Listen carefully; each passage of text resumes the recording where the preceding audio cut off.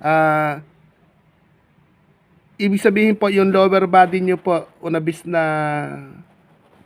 po siyang walang pakiramdam. Wala, kalahating katawan po pa, kalahating katawan. Dito ko sa kusuran. Ah, mas mataas po yung kaso ko. Yung sa akin po, yung sa akin, Sa baba, patay lahat sa baba. yung sa akin, yung sa akin po, Sir Benson, ang may pakiramdam lang po sa akin mula kili-kili pababa, wala. Yung nga nakin, mula dito dito. Ah, Dito. Apo, ayan. Tingnan, ako naman, ako naman, ang nangyari po sa akin, nakasumabit ako sa high voltage na kuryente, nabali po, namatay na ako, nahimala lang pong nabuhay, tapos hindi ako nawalan ng pag-asa, pero hindi na po nakarecover yung katawan ko. Bali, ang nangyari po sa akin, magmula sa ilalim ng kilikili pababa, lumaban pa rin.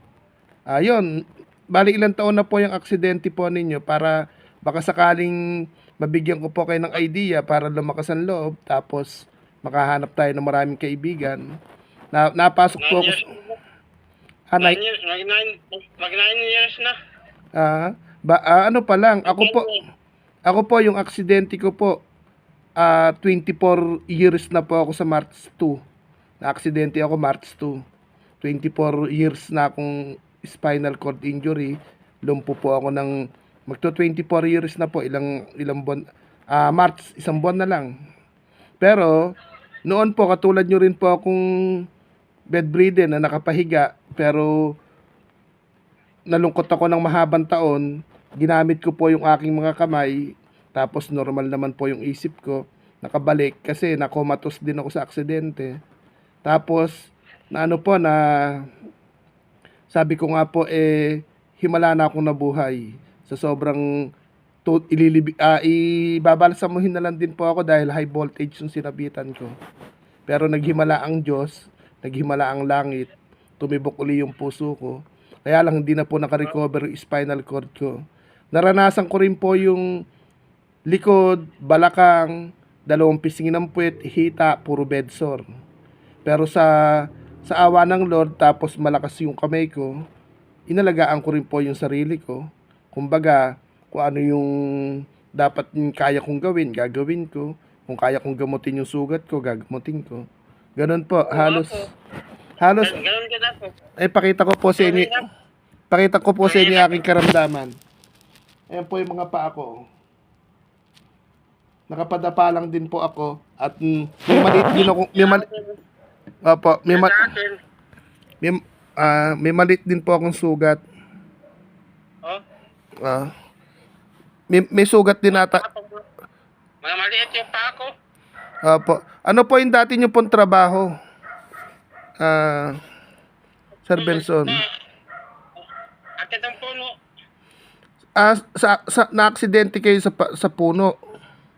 Hindi, napatil ako sa asabungan kasi nagsigat.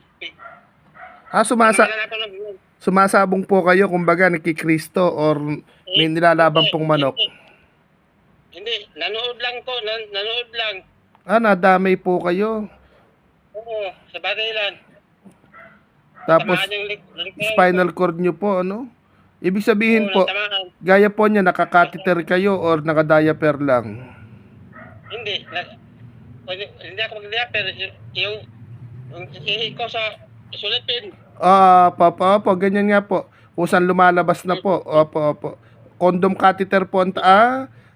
Nilagyan nyo na lang ng plastic pang samantala.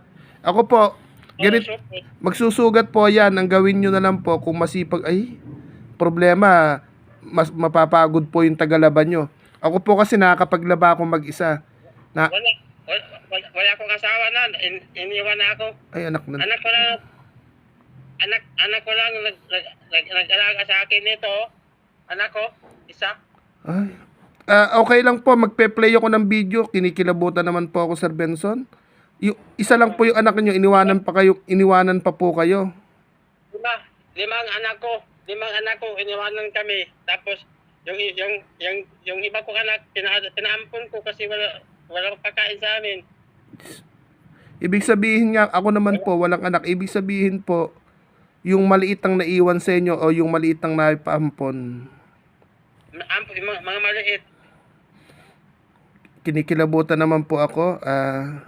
Hayaan nyo po, hindi naman po ako bukas magpapajikas ako, tsaka po itong si Nainay XOFW TV, buti nakita ko po kayo. Kahit pambili po na, Maraming salamat. ano po ako, puntahan nyo po yung channel ko, ako si Kuya Au Vlog 04 sa YouTube. PWD po na nagcha-charity po ako, sabi ko nga po, himala akong nabuhay kaya hindi ko na po sasayangin itong natitira ko pong buhay. Nakasulan nito. Paano po yan? May mga kapitbahay naman po kayong umaalalay po sa inyo. Oo. Mga bigyan ng pagkain sa amin. Pero hindi masyado. Kasi nahirapan na sila bigyan ng bigay. Kaya pag may lahi, pag may mga lahi, papasok ako, maghinga ako ng tulong. May magbibigay. Tag 200, 100. Pag bili ng bigas. Kaya nga, paano po yan? May wheelchair, nakakalabas naman kayo naka-wheelchair. Hindi ako buhat. Wala akong buhat sa akin. Wheelchair, wala po kayong, permanente lang kayo May wheelchair ako pero pag yung nanay, patay na kasi yung tatay ko. Nanay lang yung natira. Tsaka yung nanay ko, nagtrabaho, may anak pa. Sa kapatid ko, iniwan na yung anak. Ang nanay ko nag-alaga. Opo. Nakakalungkot naman. Nagtrabaho si nanay. Wala, kami lang dalawa dito, wala kasama. Hindi na po Wala hindi na po nag-aaral po yung anak niyo po na yan. Hindi na kasi mag-alaga sa akin. Bumira kasi kami makakain sa isang araw. Isa dalawa. Gaya po nung nakapost niyo po sa YouTube, puro kayo bedsore, meron pa ring sugat kayo. Oo, dito, ito. Paano nyo po, hindi nyo po nagagamot? Ilang taon na po pala kayo? What? Ilang taon na po kayo? Ilang taon? 38. 38. Buti po may signal kayo, no? O nakisagap kayo sa kapitbahay.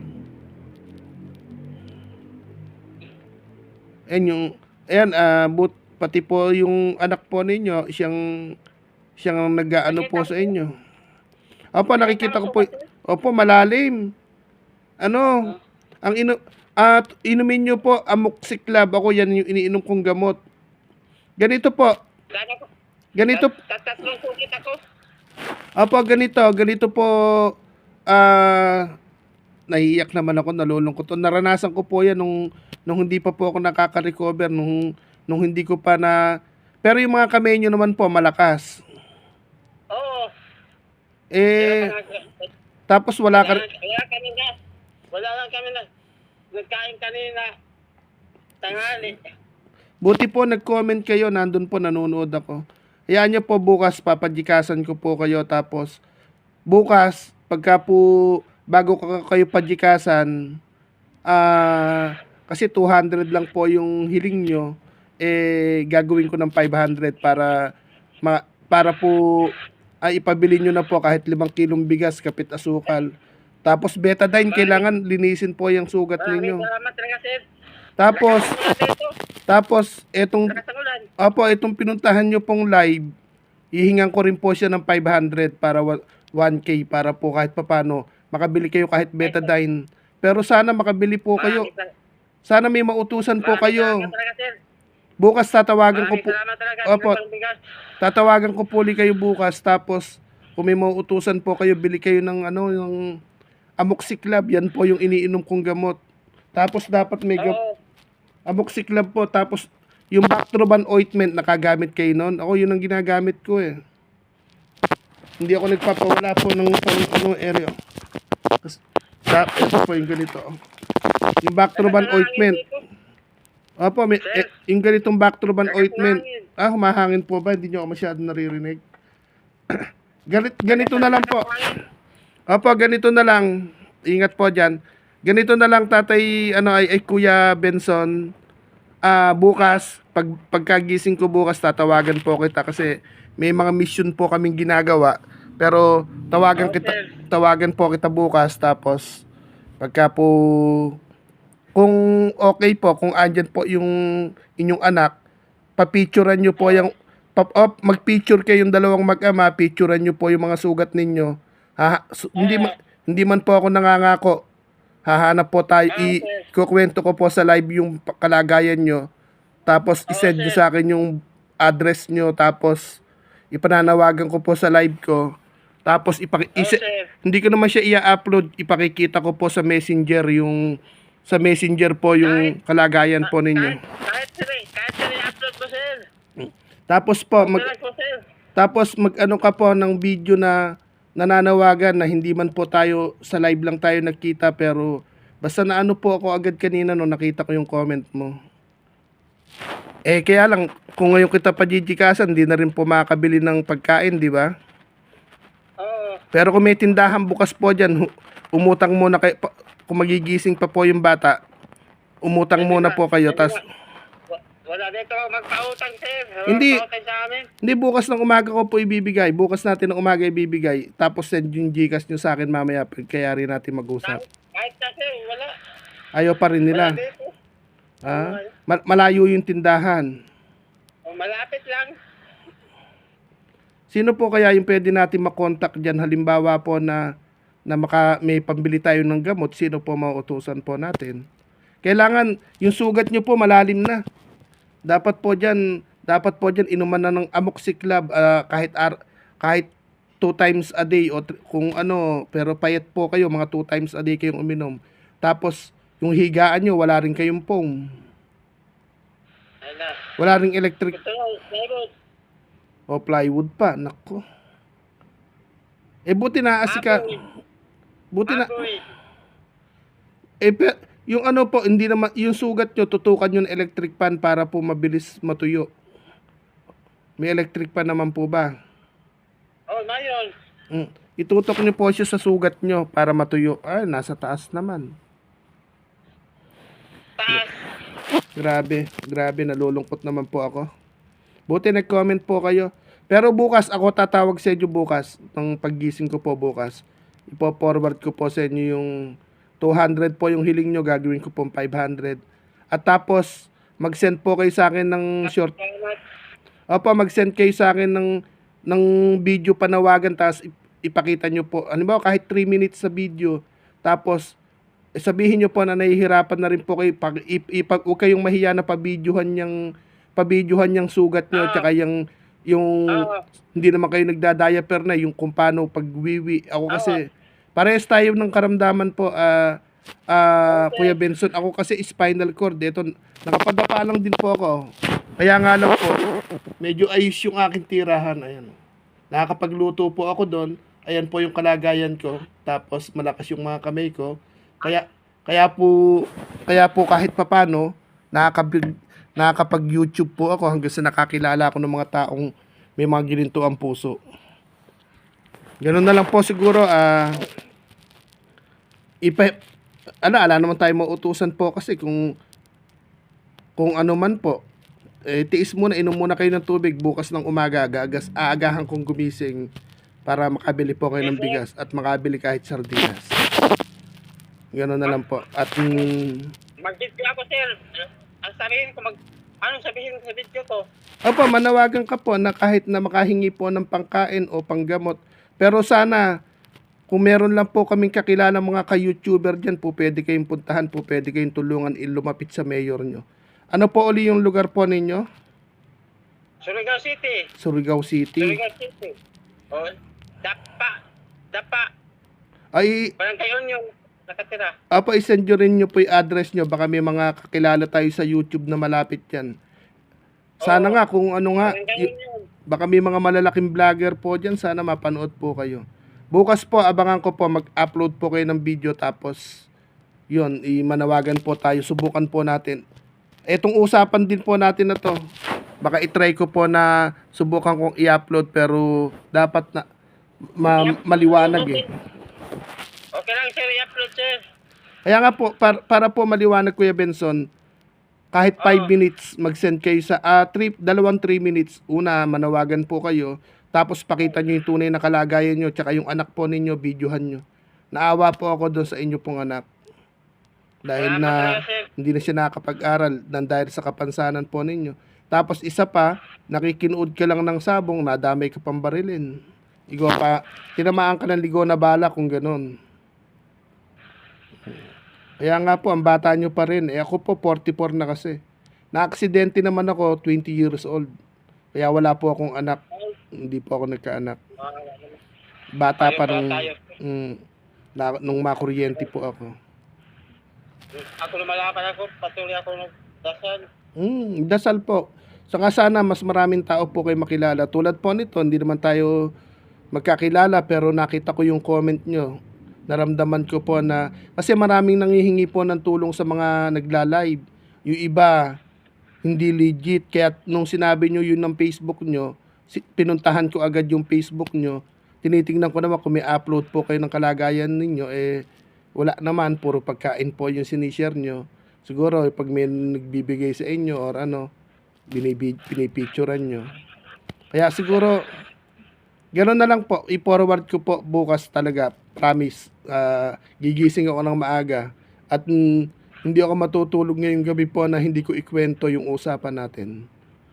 Gano'n po. Mga pinigay yung pagkain ko, mga pinigay. Mga nabubuhay po sa bigay. Nakakaano naman, sa halip na yung asawa nyo po, tulungan kayo. Ano siya, nagtrabaho or sumama na sa iba? Sumama sa iba, may anak na sila, dalawa. Ay, naku. Nakakalungkot isipin. Pero Diyos na lang ang bahala sa kanya. ako nga po, sabi ko nga po, kung ako'y na-aksidente, may asawa at anak, baka iniwanan din ako. Kaya swerte pa rin po ako na na-aksidente ako binata. Kaya lang, wala akong anak na uutusan. Yun lang po ang nakakalungkot po sa akin. Ganun na lang po, para mapahinga po kayo at pag may nakausap po kong mga kaibigan mamaya, ikukwento ko po yung kalagayan ninyo. Ay, hello. Hindi ba siya pwedeng pumunta sa tindahan? Pwede. Hindi. Pwede siya pumunta, pero lakas ang ulan dito. Di bukas na lang. Paano po? Ano yung kinain nyo? Wala kayong kinain ngayong hapunan. Wala pa.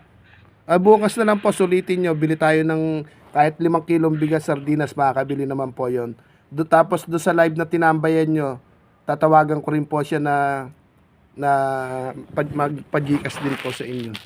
Tapos, basta po bukas, pagising po ninyo, aagahan kong gumising para ma-send ko. Tapos kwentuhan po tayo. Ano po yung pangalan naman ng anak po ninyo? Jonas. Jonas. Ayan. Tapos hindi na tuloy siya nakapag-aral. Mukhang nagugutom nga, oh. Hindi na. Nakakalungkot. Ito yung laging tumulong sa akin. Maglaba. Magsaing. Ibig sabihin ganun po, may mga anak kayong mas malaki dyan kay Jonas. Oo. Mayroon pero na-adapt na. Kaya nga, May dalaga ako. sana po yung dalaga ang naiwan dyan, hindi po yung batang maliit. Andun na. May minyo na. May? Oo, hindi na po napupunta sa akin. Nako. Hirap. Dapat, sana pag nagkatrabaho yung anak nyong malaki, malibot po kayo. Nakakalungkot. Yung asawa nyo po, malayo dyan sa lugar ninyo. Oo, malayo po. Malayo sa amin. Sa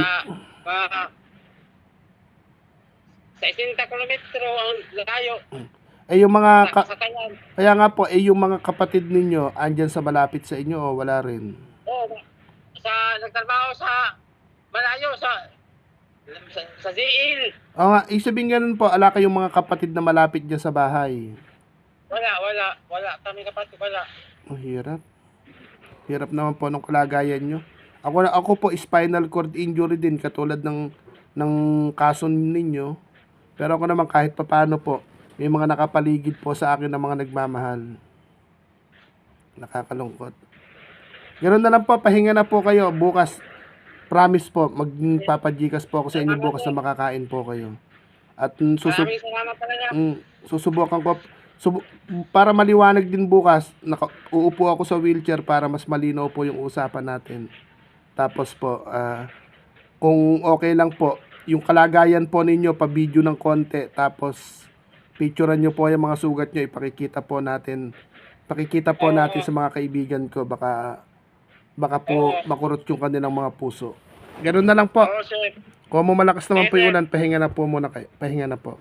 Salamat. Sige po. Salamat talaga, sir. Sige po, no problem. Maraming salamat Basta talaga. po bukas, tatawag po ako sa iyo bukas. Okay po. Bye-bye po. Bye-bye. Maraming salamat din po. Ingat po kayo. Ingat po. Paano-